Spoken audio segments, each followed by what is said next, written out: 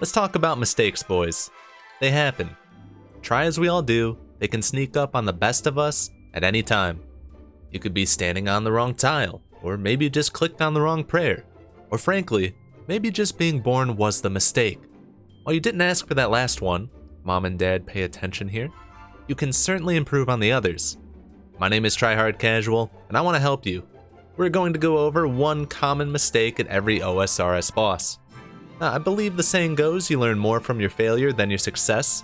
Whoever believes that quote has never had to run back to Fosani's nightmare after 10 minutes of the sweatiest PVM of their life, missing out on the chance to maybe get rewarded with 16 to 29 bass. I don't want to make mistakes, and I'm sure you don't either. So let's get familiar with the common ones. To start things off, let's talk about one thing that is not a mistake. Playing Raid Shadow Legends. Have you ever said to yourself, hey, I wish I had more champions, bosses, and loot in my life? If so, I have just the game for you. With over 80 million players, Raid Shadow Legends is one of the best free-to-play games you can download on your phone or computer. Now, like any turn-based RPG, it's possible to not make the best decisions.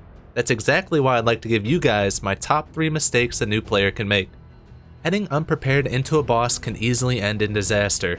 Trust me when I say you cannot beat the Spider Queen without a team specifically built for her. Can't be done. Putting your heroes in the Guardian Ring to train, or visiting the tavern to level up, can easily be the difference between virtual life and death. Not diversifying your team can be another issue. Each hero has a type that counters a different one, with Void being the exception. Hint hint, you might want to get your hands on one of those guys. Just make sure you have a little bit of everything on your team when you ride down into a dungeon. And finally, the biggest mistake you can make is just playing solo. Joining a clan unlocks powerful raid bosses that offer unique rewards that you can't get anywhere else. And if being cooperative isn't your thing, instead you can head into the arena for some PvP combat. Your best heroes against theirs. This is a personal favorite of mine. Now, to help you guys overcome these challenges, new players can enjoy a special Valentine's Day themed adventure with the Raid Love Quest. All you need to do is download Raid Shadow Legends from the links below, copy in your player ID, and head to raidlovequest.polarium.com. After you're there, it's as simple as playing one of the Valentine-themed minigames for a chance to win some fantastic in-game and real-life prizes. Now, as a wise man once said, with great raids comes great responsibility. To make sure you're as overpowered as possible, use my link in the description or scan my QR code to get insane bonuses. We're talking about an epic champion and some other useful things. I just want to say thank you very much to Raid Shadow Legends for directly supporting my small channel here. But with that, we can continue the video. There are actually a lot of bosses in RuneScape, so I'm going to be rapid firing off most of the mistakes, but I will spend a little bit of time on the more important ones. And for the love of God, I know there's a million mistakes at each boss you can make. I'm just picking the ones I personally see or I make more. To truly begin, we'll start with an old classic, the giant mole. Mole really doesn't have any mechanics to mess up, but if you're Darocking, it can be very easy to forget to turn Protect from Melee back on after he burrows and runs away. Jad is another classic boss that is huge for new players to take down. Unfortunately, Jad hands exist. Your nerves end up getting the best of you and you make simple mistakes, such as being on the correct prayer for an incoming attack, but switching it off anyway and then panicking to get back on the correct one. I know we've all done it. On the other side of the skill spectrum, we have Zuck.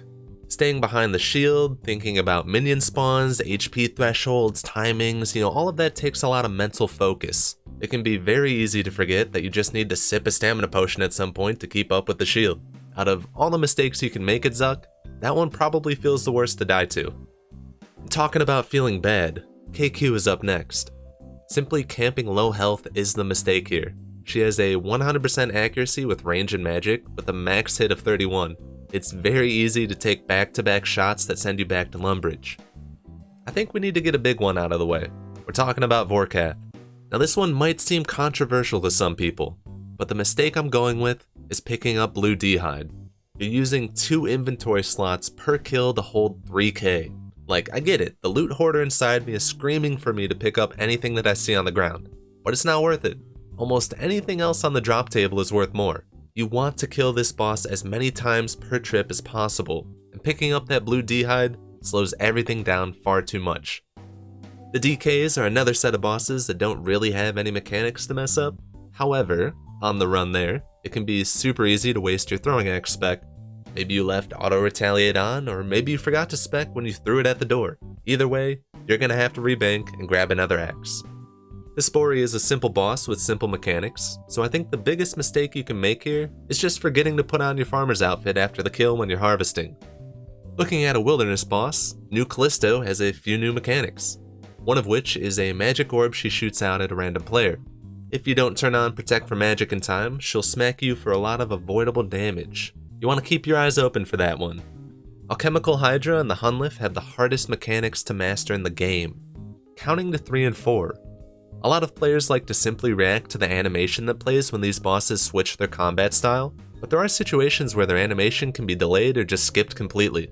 Counting their auto attacks is the only way to be 100% sure you're praying correctly against them. With our next one on the list, we're going to be talking about a raid, Tombs of a Masket. If you're at Baba, not one-shotting the boulders can be a huge problem. Forgetting to turn on Rigor, or just forgetting to make a range switch can be the difference between life or death depending on your max hit. For Kefri, I see a lot of new raiders forgetting that Kefri bombs keep coming when the swarms are active. Be sure to keep moving. When you're at Akka, at least in my groups anyway, failing to correctly group up for the white special has killed people more than anything else. Now, Zabak's mistake holds a special place in my heart because of how frustrating it can be. Getting pushed by a wave can lock you in the cycle of trying to move out over and over but just getting swept across the screen. Respect the waves. And finally, we have the Wardens. During Phase 2, not being ready to melee the core when it pops out can turn a 2 down into a 3 or 4 down situation. You don't have to be tick perfect, just don't waste half of your attack window switching over your gear. Next up, we have Wintertod, Temperos, and Zalcano. Even though they're skilling bosses, you can still make a healthy mistake or two. At Wintertod, not moving away from a brazier that's about to break can hit you for a lot of damage and stack you out. I know some hardcores are going to feel that one. At Temperos, walking through the fire by mistake just destroys your inventory and will cripple your potential points for the run. And at Zalcano, lazy pathing through the red spots can hit you for just so much damage.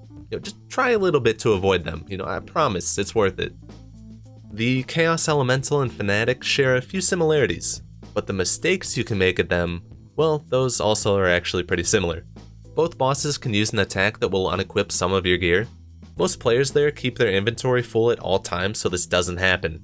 Accidentally putting something in your looting bag when juggling your loot can be the difference between having a full inventory or not.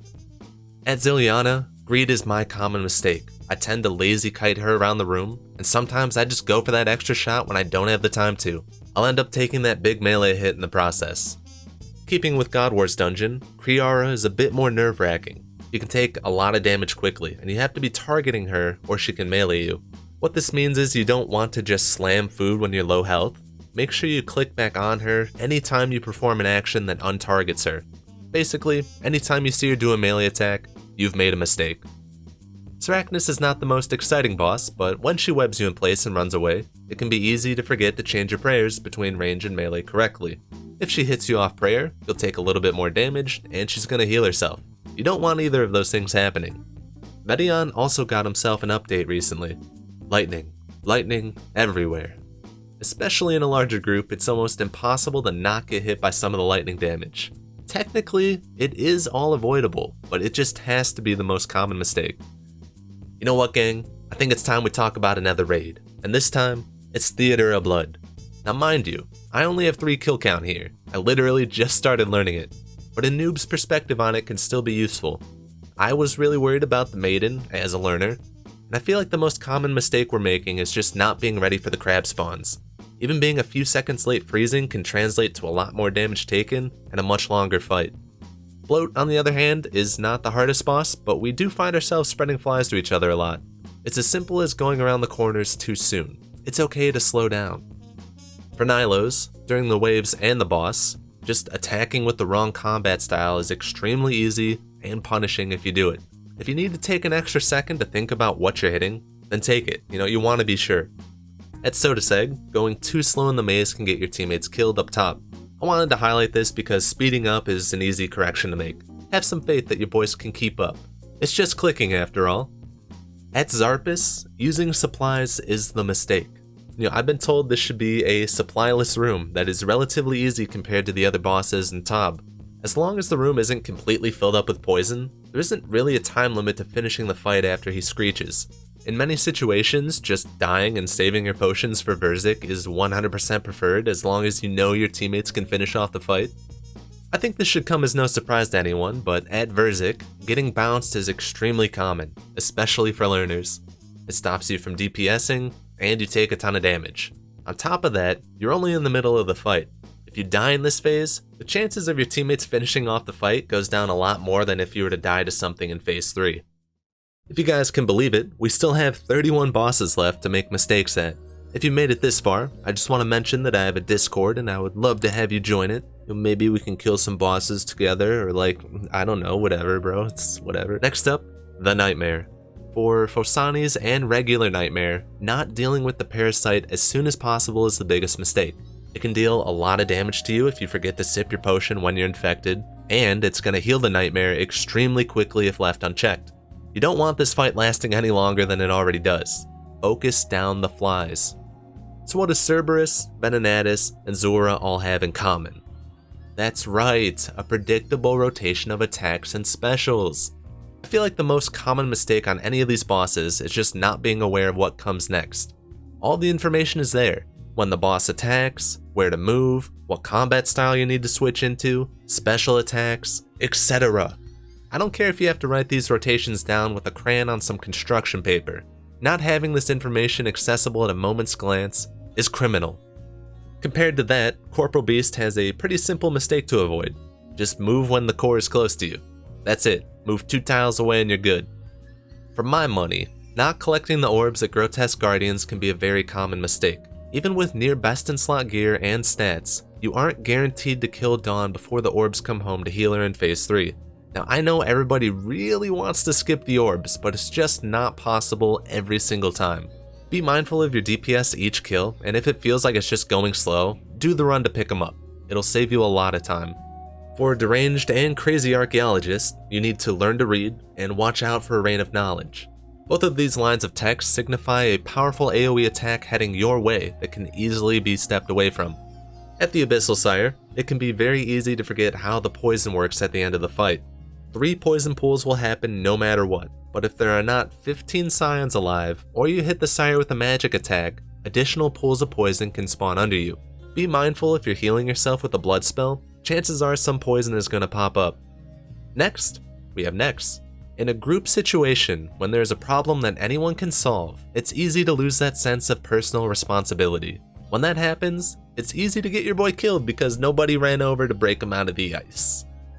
I'm starting to realize a lot of bosses don't actually have special mechanics, and Thermi is another one of these bosses. He just hits you really fast.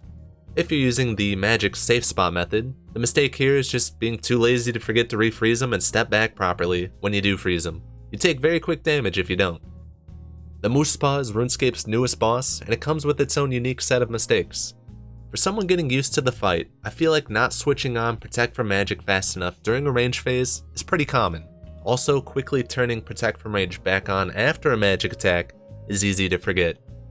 Skotizo is probably one of those bosses you don't do a lot of, just every now and then when you want to burn some totems or get some more shards. The fight can be over quickly, but not always. And I'm ashamed to say I've had to teleport out because I just didn't bring enough food or a stamina potion or whatever. He is a boss, and you must remember to treat him as such. Cox is finally on the menu, boys. Let's start to unzip it. Tecton hits pretty hard if you're on the wrong side of him. Don't be on the wrong side of him. Even if you have to miss a swing with your weapon, it's better to stay with the group on the left side of him. Ice Demon is also a boss, and I know we all have that one friend that just doesn't have his stuff ready for the fight. If you're trying to get stuff out of the chest, you can be hit by him. Make sure you have your stuff ready before the fight begins. The Vanguards are another boss in this raid that's known to be a group killer. Plugins have made this fight easier by tracking their HP percentages, but I noticed some people still aren't sure where to stand and can pull aggro on one of the guys they aren't tanking. Be sure to stand close to the edges of the room. So, Vespula. I actually haven't done Vespula. Nobody ever wants to when we scout a raid. I guess that's my biggest mistake, just being afraid to try new content. Anyway, for Guardians, getting out of sync with your team when swinging is a bad situation for everyone involved. With Vasa, not dodging rocks can be a pretty big deal. Not freezing or missing the freeze on the muted isles can be an even bigger deal, or maybe nobody on your team brought them and you're just stuck not freezing. And my biggest mistake for Ulm is just spreading fire. Biblically, it can't be anything else. So we still have 10 bosses to go. I'm gonna be honest, I was having a hard time coming up with mistakes at these bosses. They either have no mechanics to deal with, or are just so brain dead and straightforward that you really have to try to mess it up. That being said, let's finish them off, quickly. Generally, at King Black Dragon, you want to stand in melee range at all times. Stepping away is a mistake. At Kraken, make sure you hit every tentacle before you attack the middle one. For the Mimic, you just don't want to stand under him. Try not to get yourself trapped in the corner, or you'll start to take rapid damage. At Bandos, make sure you don't hit before the tank. That's gonna hurt. But at Krill, if you are the tank, don't forget an anti-poison. That's gonna hurt. If you're doing Barrows, it's actually better to keep your reward percentage under 86.8%. Any higher than that, and your average chest value is actually going to go down because it'll include the possibility of bolt racks and key halves taking over the runes. If you're at the Penance Queen, don't bother killing the spawns, she just makes more of them and it wastes time. When you're at Scorpia, I guess not freezing the healers or maybe just getting meleeed is the mistake. It's pretty hard to do either of those. For Obor, you want to stand by a wall as much as possible so you aren't hit back pretty far, but usually the fight's over pretty quickly. And for Bryophyta, I really don't know how you mess this one up. There's even an axe in the room to kill the spawns in case you forget one, so just, don't die? Bring gear? Yeah, I bet you didn't know RuneScape had over 60 bosses, which is pretty crazy, actually, huh? But that is all for this one, guys. Be sure to like and subscribe. I hope you all have a good ass day. I'll see you in the next one.